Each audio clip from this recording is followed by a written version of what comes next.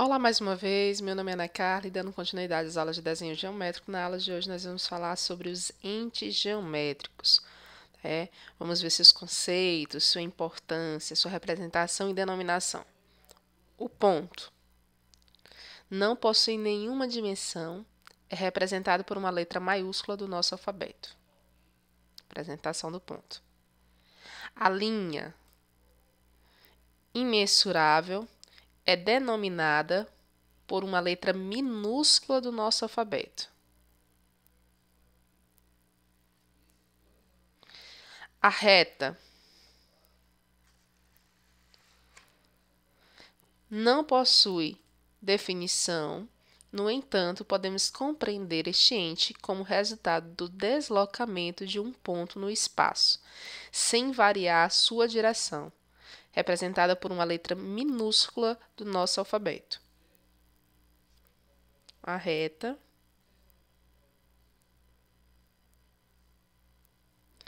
Aí nós temos algumas coisas importantes a falar sobre a reta. Por exemplo, dado um plano alfa e um plano beta, por uma reta passam infinitos planos. Ok? Por uma reta passam infinitos planos. Aqui, ó, com relação à reta e ao ponto, por dois pontos só passa uma única reta. Por dois pontos só passa uma única reta. E por um ponto passam infinitas retas. Por um ponto passam infinitas retas. O plano. Quando uma superfície é plana e mensurável, convencionou-se usar letras do alfabeto grego. Tá? Nós temos aí alfa, beta, lambda, pi, φ, psi. Nós temos várias letras para representar o plano. Aí existem, algumas características sobre o plano, que é interessante que vocês saibam. Por exemplo, em um plano há infinitos pontos. Então, o plano contém infinitos pontos e também o plano contém infinitas retas. Ele é imensurável, tá? Ele é imensurável. Semirreta. A semirreta é o deslocamento do ponto sem variar a direção, mas tendo um ponto como origem.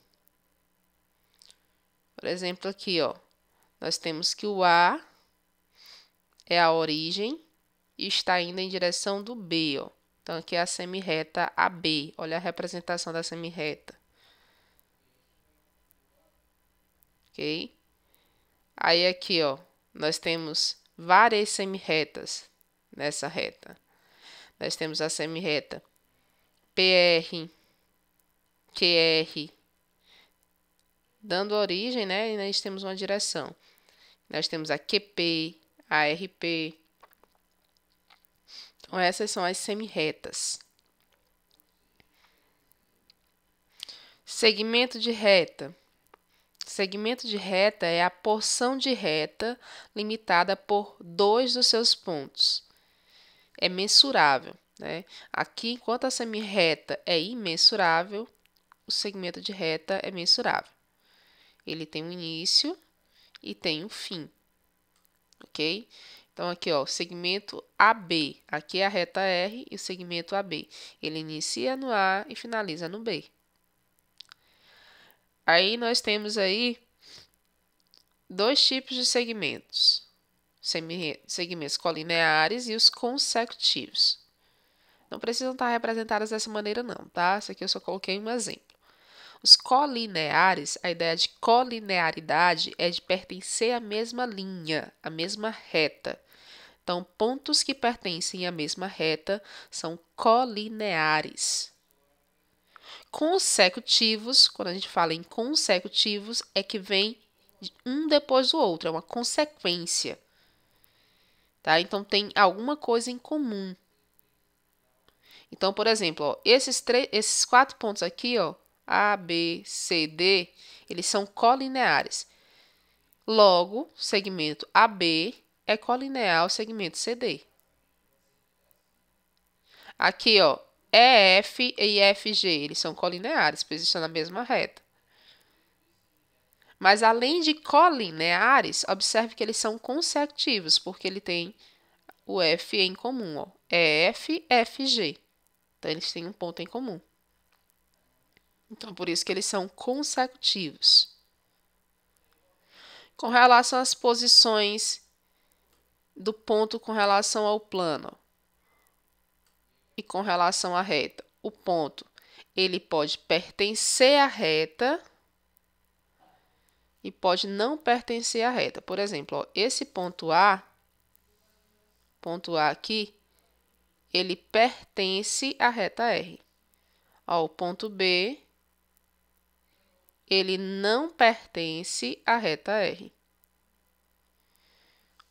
O ponto com relação ao plano. O plano aqui contém o ponto C. Então, o C pertence ao plano. O ponto C pertence a alfa. O ponto D não pertence a alfa. Então, o plano ele contém infinitos pontos, mas pode ter algum ponto que não esteja nesse plano aqui. A mesma coisa da reta. Posições de uma reta. Existem 3 tipos de posições a serem consideradas. Tá? Tem a horizontal, a vertical, a oblíqua ou inclinada. A horizontal, lembram a linha do horizonte, né? A vertical, a ideia de estar em pé, né? E a oblíqua ou inclinada, ela está meio curvada. Ela não é nem horizontal e nem vertical. Ela está inclinada. Ok? Posições entre duas retas. As retas elas se comportam dessa maneira. Elas podem concorrer ou serem paralelas. As retas concorrentes são as retas que possuem um ponto em comum. Elas se cortam em um ponto. Aí delas, concorrentes, surgem 2 tipos, as oblíquas e as perpendiculares. As oblíquas, o ângulo formado é um ângulo qualquer. As perpendiculares, obrigatoriamente, são 4 ângulos de 90 graus. Ok? Então, concorrentes oblíquas se cortam, mas formam ângulos quaisquer. Concorrentes perpendiculares formam ângulos de 90 graus. As retas paralelas. O que são retas paralelas? Aquelas que não possuem ponto em comum. Tá? São retas que não possuem ponto em comum. E as retas coincidentes. Além desses 2 tipos, né, concorrentes e paralelas, nós temos as retas coincidentes, que são retas e que todos os pontos são comuns. Professora, por que eu tenho que aprender esses entes? Gente, os entes da geometria são a base. Então, para qualquer construção, você tem que saber pelo menos o nome do que você está fazendo. Então, entendam e compreendam quais são e como utilizar esses entes na hora da construção, ok? Espero que vocês tenham gostado. Nossa aula de hoje fica por aqui. Até a próxima aula.